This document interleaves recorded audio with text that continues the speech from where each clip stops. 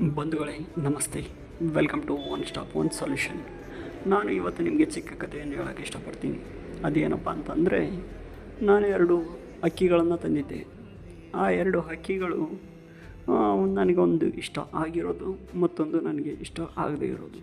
So ಇಷ್ಟ ಆಗಿರೋ ಅಕ್ಕಿಗೆ ನಾನು ಏನು ಮಾಡ್ತಾಯಿದ್ದೆ, ಪ್ರತಿದಿನ ಕಾಳು ಹಾಕಿ ನೀರುಣಿಸಿ ಅದನ್ನು ಜೋಪಾನವಾಗಿ ಆರೈಕೆ ಮಾಡ್ತಿದ್ದೆ. ಇಷ್ಟ ಆಗದೇ ಇರೋ ಅಕ್ಕಿನ ಏನು ಮಾಡ್ತಿದ್ದೆ, ಅದಕ್ಕೆ ಯಾವುದೇ ಥರ ಕಾಳು ಹಾಕದೆ, ನೀರು ಕುಡಿಸಿದೆ, ಅದನ್ನು ಕೇರು ಮಾಡದೆ ಏನು ಮಾಡ್ತಿದ್ದೆ, ಕೈ ಬಿಟ್ಬಿಡ್ತಿದ್ದೆ. ಅದೇನು ಮಾಡ್ತಾಯಿತ್ತು, ತನ್ನ ಆಹಾರನ ತಾನೇ ಹುಡುಕೊಂಡು ಬಂದು ನನ್ನ ಗೂಡು ಸೇರ್ತಾಯಿತ್ತು. ಹಿಂಗೆ ಇರಬೇಕಾದ್ರೆ ಕೆಲವು ವರ್ಷಗಳ ನಂತರ ಏನಾಯಿತು ಅಂತಂದರೆ,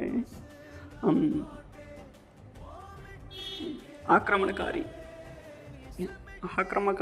ಒಂದು ಅದ್ರ ಮೇಲೆ ಅಟ್ಯಾಕ್ ಮಾಡಿತು. ಯಾವುದ್ರ ಮೇಲೆ? ಫಸ್ಟು ನಾನು ಪ್ರೀತಿಯಿಂದ ಸಾಕಿರೋವಂಥ ಹಕ್ಕಿ ಮೇಲೆ ಆಕ್ರಮಣಕಾರಿ ಅಟ್ಯಾಕ್ ಮಾಡಿದಾಗ ಏನಾಯಿತು, ನನ್ನ ಹಕ್ಕಿ ಏನಾಯಿತು, ಬಲಿ ಆಯಿತು.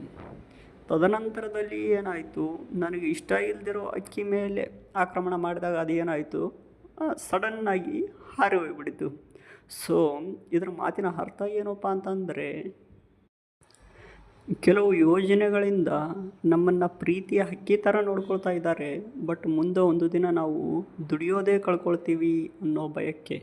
ಸೊ ಸ್ವತಂತ್ರವಾಗಿರೋದನ್ನು